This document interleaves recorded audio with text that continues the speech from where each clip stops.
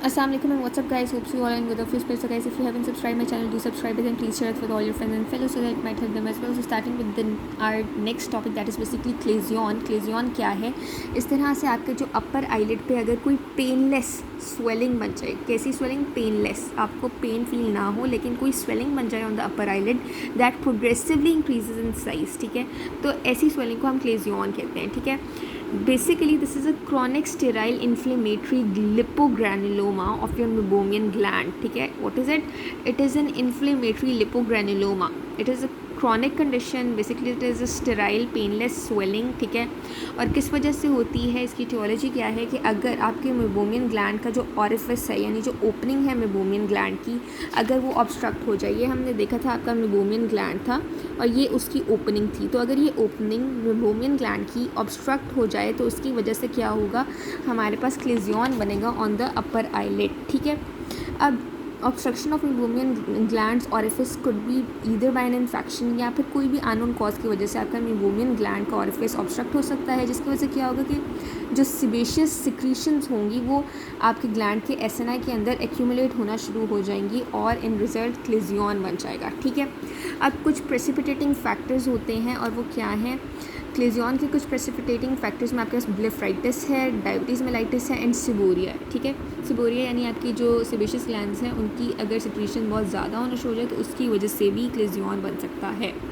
Then इसकी pathogenesis क्या है कि बेसिकली हमने ऑलरेडी देखा कि क्या होता है कि आपके पास जो मेबोमियन ग्लैंड का ऑरिफिस है उसकी ऑब्स्ट्रक्शन हो रही है, जिसकी वजह से लिपिड सिक्रीशंस बेसिकली आपके पास एक्यूमुलेट होना शुरू हो जाती हैं. ठीक है, इन योर आईलिड. ठीक है, and they create a painless swelling. ठीक है, इसकी वजह से क्रॉनिक इन्फ्लेमेटरी रिएक्शन होना शुरू हो जाता है. ठीक है, एपिथेलॉइड और जॉइंट सेल्स बनते हैं. इन रिजल्ट आपने देखा था यहाँ पे कि एक लिपोग्रैनुलोमा बनता है, इन्फ्लेमेटरी लिपोग्रैनुलोमा बनता है. ठीक है, अब जब आपके पास एपिथेलॉइड एंड जॉइंट सेल्स आए, इसके अलावा आपके पास कुछ प्लाज्मा सेल्स, लिम्फोसाइट्स वगैरह और न्यूट्रोफिल्स भी आएंगे, तो एक इन्फ्लेमेटरी रिएक्शन होगा जिसकी वजह से आपको आईलिड पे इस तरह से स्वेलिंग नज़र आएगी. सो this was the pathogenesis of your Claisen. ठीक है, देन इसके कुछ क्लिनिकल फीचर्स हैं और उसमें क्या है कि आपको कभी भी क्लेजियन में कोई पस नज़र नहीं आएगी. ठीक है, mostly there is a chronic history. ठीक है, most of the cases there is chronic history but there is no pus. ठीक है, अब सबसे ज़्यादा ये जो क्लेजियन है ये आपके अपर आईलिड्स में ही ज़्यादातर देखा जाता है. इसकी वजह ये है कि आपके जो मेबोमियन ग्लैंड्स हैं they are larger in number in your upper eyelid as compare to your lower eyelid. इधर आपका लिखा भी हुआ है ग्लैंड्स ऑफ आईलिड के टॉपिक में कि आपके पास 30 to 40 meibomian glands are present in the upper eyelid, यानी ज़्यादा प्रेजेंट होते हैं in the upper eyelid as compare to lower eyelid, जिसमें आपके पास सिर्फ 20 to 30 ग्लैंड्स होते हैं. Sorry, upper tarsal plate. हाँ जी, so upper tarsal plate obviously in the upper eyelid and lower in the lower tarsal plate in lower eyelid. So obviously upper eyelid में क्योंकि ज़्यादा मेबोमियन ग्लैंड्स हैं, 30 to 40 number. ठीक है, that's why Claisen is more common in your upper eyelid. ठीक है, तो यही बात इन्होंने यहाँ पे लिखी हुई है कि it is more common in the upper eyelid. ठीक है, फर्स्ट क्लिनिकल फीचर. देन उन्होंने लिखा हुआ है it is a painless gradually increasing swelling in an eyelid. ठीक है, आपके पास ये एक पेनलेस स्वेलिंग है जो ग्रेजुअली इंक्रीज़ करता जाता है इन साइज़, लेकिन आपको कोई भी external science of acute inflammation नज़र नहीं आते.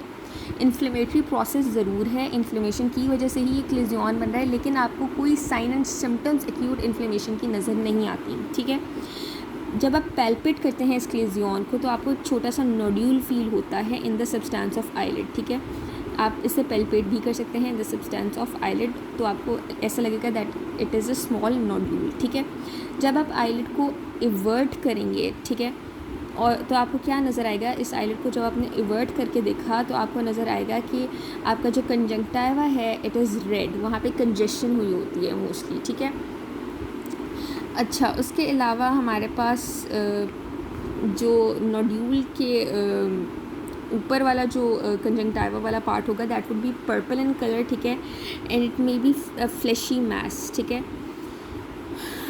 इसके अलावा आपको ब्लर्ड विजन, पेशेंट कहेगा कि उसको ब्लर्ड विजन हो रही है, यानी उसको सही से नज़र नहीं आ रहा. It is due to the astigmatism. ठीक है, जो कि किस वजह से हो रही है? Due to large chalazion of the upper eyelid that causes a pressure on your cornea, और कॉर्निया को प्रेस कर देगा जिसकी वजह से एस्टिग्मेटिज्म होगी और इन रिजल्ट पेशेंट कहेगा that he has blurred vision. ठीक है, देन आपके पास आ जाता है फेट ऑफ क्लेजियन। तो क्लेजियन की क्या फेट है कि chalazion basically most of the cases में स्पॉन्टेनियसली ये सही हो जाता है, खुद ब खुद सही हो जाता है, इसकी स्पॉन्टेनियसली कंप्लीट रेजोल्यूशन हो जाती है, ठीक है। लेकिन कुछ केसेस में ये लिक्विफाई होता है, ठीक है, एक थिन फाइब्रस सैक बनाता है और इस ऐसे केस में क्लेजियन को हम मेबोमियन सिस्ट या क्लेजियन सिस्ट भी कहते हैं। अगर आपके पास क्लेजियन वैसे तो खुद स्पॉन्टेनियस कंप्लीट रेजोल्यूशन हो जाती है इसकी, लेकिन अगर वो लिक्विफाई कर जाए, एक थिन फाइब्रस सैक बनाए जिसके अंदर एक ग्लेरी फ्लूइड हो, तो ऐसी कंडीशन में हम कहेंगे कि we can see a meibomian cyst या क्लेजियन सिस्ट, ठीक है। इसके अलावा क्लेजियन फाइब्रोज होकर एक हार्ड नोड्यूल भी बना सकता है। अगर वो कैल्सिफाई कर जाए तो बहुत हार्ड नोड्यूल बन जाएगा, ठीक है। इसके अलावा इसमें इन्फेक्शन या सेपरेशन भी देखने को मिल सकती है अगर क्लेजियन बर्स्ट कर जाए, ठीक है, थ्रू द कंजंक्टिवा, ठीक है। तो वो एक फ्लैशी मैस के तौर पे आपको नज़र आएगा, ठीक है। So this was all about the fate of chalazion. Then comes your complications. तो कॉम्प्लिकेशंस में हमें सबसे पहले मैकेनिकल टोसिस नज़र आती है, ठीक है। फर्स्ट कॉम्प्लिकेशन क्या है? Mechanical ptosis. Second is astigmatism, ठीक है। इसके अलावा differential diagnosis is the UQ. इसमें आपको पता होना चाहिए कि क्लेजियन की डिफरेंशियल डायग्नोसिस होती है with sebaceous gland adenoma, sebaceous gland carcinoma, sarcoid granuloma, dermal tuberculosis, fungal infection, foreign body granuloma, ठीक है। फिर इसकी ट्रीटमेंट कैसे करते हैं? अगर आपके पास स्मॉल सॉफ्ट क्लेजियन बना है रिसेंटली, ठीक है, यानी बिल्कुल ताज़ा कोई क्लेजियन बना है, ठीक है, किसी पेशेंट का अभी फ्रेशली उसको यानी अर्ली सिम्टम्स हैं और शुरू के स्टेज में क्लेजियन बना है, ठीक है, तो obviously it would limit it self of its own, ठीक है, यानी वो खुद ब खुद ठीक हो जाएगा, ठीक है। सेल्फ रेजोल्यूशन होगी, स्पॉन्टेनियसली खुद ब खुद डिसअपेयर हो जाएगा। अगर स्पॉन्टेनियसली खुद ब खुद डिसअपेयर नहीं भी होता तो आप खुद हेल्प कर सकते हैं बाय सम कंजर्वेटिव ट्रीटमेंट, लाइक आप एक्सप्रेशन कॉम्प्रेक्शन वाली टेक्निक्स अप्लाई कर सकते हैं या वार्म कंप्रेसेस दे सकते हैं पेशेंट को, ठीक है। टॉपिकल स्टेरॉइड्स यूज़ कर सकते हैं, ठीक है, along with antibiotic combination drops, ठीक है। इसके अलावा आप टॉपिकल एंटी इन्फ्लेमेटरी ड्रॉप्स भी दे सकते हैं पेशेंट को। This was about the conservative treatment. फिर हमारे पास एक मेडिकल ट्रीटमेंट आती है, ठीक है। मेडिकल ट्रीटमेंट हम देते हैं in case of a large and persistent Claisen. अगर तो क्लेजियन लार्ज एंड परसिस्टेंट है तो फिर हम या तो कॉर्टिकोस्टेरॉइड का इंजेक्शन देंगे, ट्राइएम्सिनोलोन एसीटोनॉइड 0.1 to 0.2 ml का इंजेक्शन देंगे, या फिर हम क्या करेंगे, सिस्टेमिक एंटीबायोटिक्स भी दे सकते हैं। अब ये कॉर्टिकोस्टेरॉइड का जो इंजेक्शन है ट्राइएम्सिनोलोन एसीटोनॉइड का, ये बेसिकली अगर पेशेंट के पास मल्टीपल क्लेजियंस का पेशेंट आया है तो उस केस में हम ये इंजेक्शन देते हैं। लेकिन अगर जो है Claisen it is associated with acne, ठीक है, और या ब्लेफराइटिस के साथ एसोसिएटेड है तो फिर आप सिस्टेमिक एंटीबायोटिक्स ही देते हैं। फिर सर्जिकल ट्रीटमेंट भी होती है क्लेजियन की, ठीक है। इसमें आप क्या करते हैं कि हम बेसिकली जो पेशेंट की ये आपके पास आईलिड है जिसका कंजंक्टिवा है, सबसे पहले तो आप उसको प्रोकेन की मदद से एनेस्थेटाइज करते हैं। Then what we do is कि आप एवर्ट करेंगे उसकी आईलिड को, उसकी कंजंक्टिवा को पहले आपने प्रोकेन से एनेस्थेटाइज किया, फिर उसे एवर्ट किया, क्लेजियन क्लैम्प्स लगाए, ठीक है, एक स्मॉल वर्टिकल इंसिजन दी, ठीक है। फिर आपने क्या किया कि शार्प ब्लेड के ज़रिए आपने एक स्मॉल वर्टिकल इंसिजन देके क्लेजियन स्कूप के ज़रिए आपने जितना भी फ्लूइड था कैविटी में से वो आपने बाहर निकाला, ठीक है।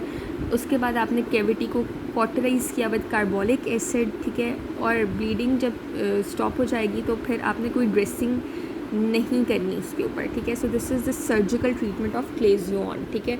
यहाँ पे इतना डिटेल में नहीं लिखा हुआ लेकिन आपको पता होना चाहिए, ठीक है।